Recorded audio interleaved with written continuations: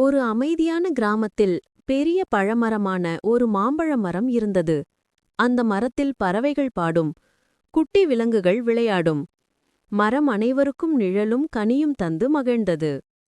அந்த மரத்தடியில் தினமும் விளையாடும் ஒரு சிறுவன் இருந்தான். அவன் பெயர் அருண். அருண் அந்த மரத்துடன் பேசுவான், மரக்கிளைகளில் ஊஞ்சலாடுவான், பழங்கொட்டைகளை எறிந்து மகிழ்வான். மரமும் அவனுடன் நண்பராகிவிட்டது. காலம் செல்ல செல்ல அருண் பெரியவனானான். பள்ளிக்குப் போக பிற நண்பர்கள் கிடைத்தனர். மரத்திடம் விளையாட நேரமில்லை. ஆனால் மரம் அவனை காத்துக்கொண்டே இருந்தது. ஒரு நாள் அருண் கவலையுடன் மரத்திற்கு அருகில் வந்தான். எனக்கு புதிய பொம்மை வேண்டும், ஆனால் எனக்கு பணம் இல்லை என்றான். மரம் உடனே, என் மாம்பழங்களை எடுத்து விற்றுடா, உனக்கு பணம் கிடைக்கும் என்றது.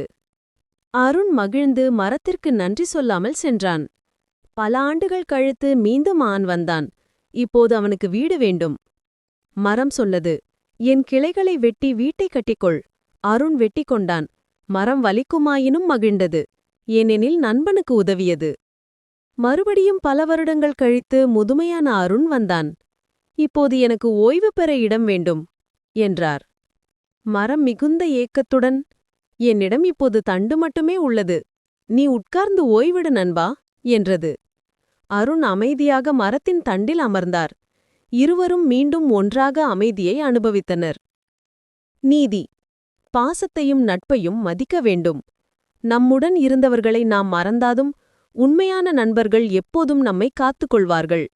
நன்றி சொல்ல கற்றுக்கொள்ளுங்கள். அது நம் வாழ்வை மேலும் அழகாக்கும்.